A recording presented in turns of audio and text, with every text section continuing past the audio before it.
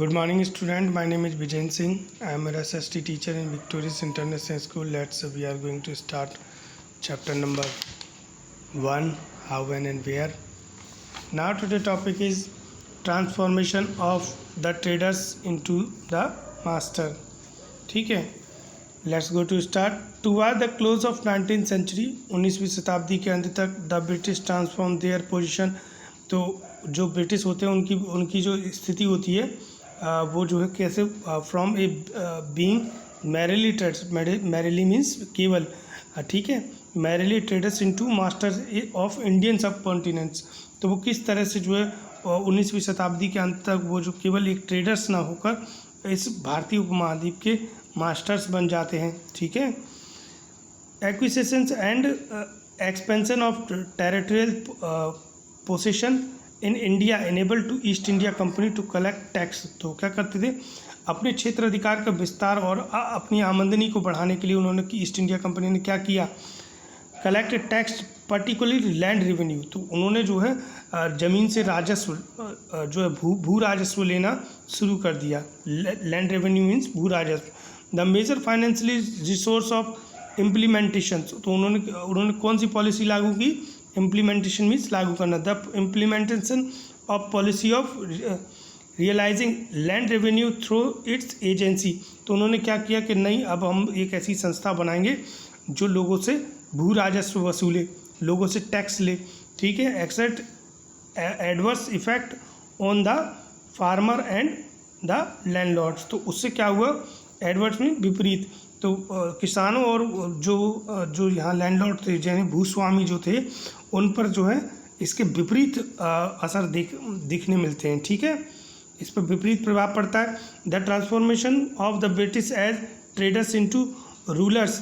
अब क्या होता है, जो ब्रिटिश जो एक ट्रेडर्स बन के आए थे, हमारे यहाँ व्यापारी बन के आए थे, अब वो यहाँ के शासक बन जाते हैं, इंडिया के शासक बन जाते हैं। Led to their influence growth wider and more and permanent. तो वो क्या, उनकी जो ग्रोथ होती है, उनका जो विस्तार होता है वो बहुत बड़े स्तर पर, और जो है अब जो है उनकी जो पोजीशन है वो स्थायित्व लिए होती है, परमानेंट हो जाती है उन्हें। ठीक है, अब क्या है, वो शासक बन गए। अब तक तो वो ट्रेडर थे, व्यापारी बनकर आए थे, अब क्या हुआ, वो भारत के राजा बन गए, शासक बन गए। They built imposing structure having distinct British character। imposing mean थोपना, distinct मीन्स अलग।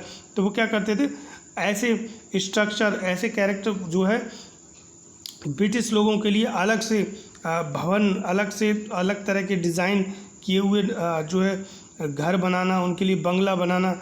ठीक है, ये सब चीज़ें बनवाने का काम उन्होंने शुरू कर दिया। और वो ऐसी चीज़ों को थोपते थे कि नहीं, तुम हमारे ही उसी तरह का यहाँ पर जो है घर बनाओगे, जो है यहाँ के जितने भी स्ट्रक्चर हैं वो बनाओगे हमारी तरह से, जैसा हम चाहते हैं। ठीक है, they built imposing structure and having distinct.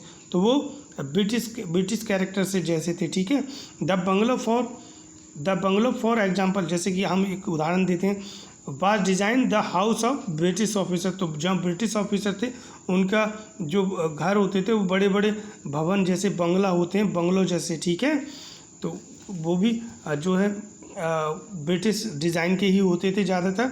The club was social centre was the games and amusement.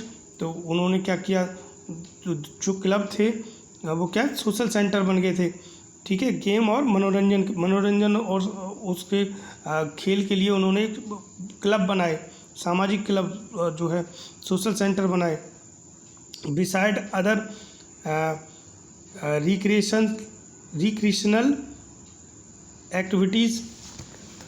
ठीक है, were conduct for the British officer and the wifes. और उन ब्रिटिश ऑफिसर और उनकी पत्नियों के लिए जो है उन्होंने जो है क्या किया था, इस तरह के जो है गेम और एम्यूजमेंट, मनोरंजन के जो है केंद्र बनाए थे, अलग अलग जगह ऐसे स्थान बनाए थे, क्लब बनाए थे कि जहाँ पे ब्रिटिश और उनकी पत्नियाँ जाती थीं तो वो वहाँ पर अपना खेल कूद और मनोरंजन का काम किया करते थे। मोस्ट ऑफ दीज क्लब्स, और जो ये अधिकतर जितने भी क्लब थे, were to them exclusive and the Indians were not admitted. तो ये जो जितने भी क्लब होते थे इनमें भारतीयों का प्रवेश जो है निषेध था, मीन्स भारतीय इन क्लबों के अंदर नहीं जा सकते थे।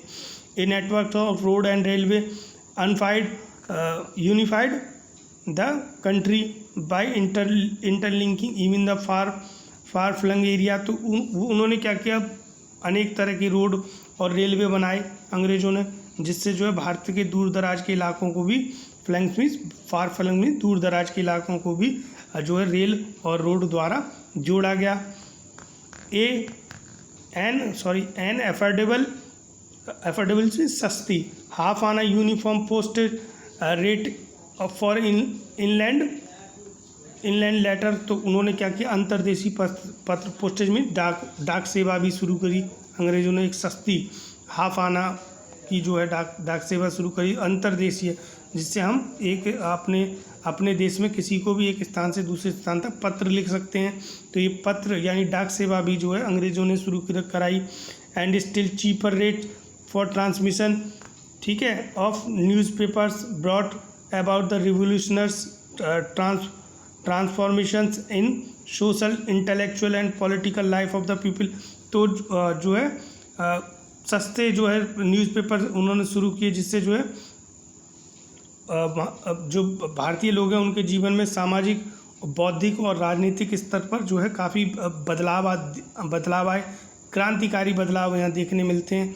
They could be in regular contact with one another and sharing their information, feelings and ideas. अब वो क्या करते हैं, पत्र और समाचार पत्र के माध्यम से जो है अपनी सारी सूचनाएं, भावनाएं, अपनी फीलिंग्स और अपने विचार जो है एक दूसरे को शेयर करने लगे, बांटने लगे। Soon and orders the reduce the country to a British colony, ठीक है, और जल्दी ही अपना जो ये भारत है वो ब्रिटिश कॉलोनी के रूप में जो है बदल गया, ठीक है।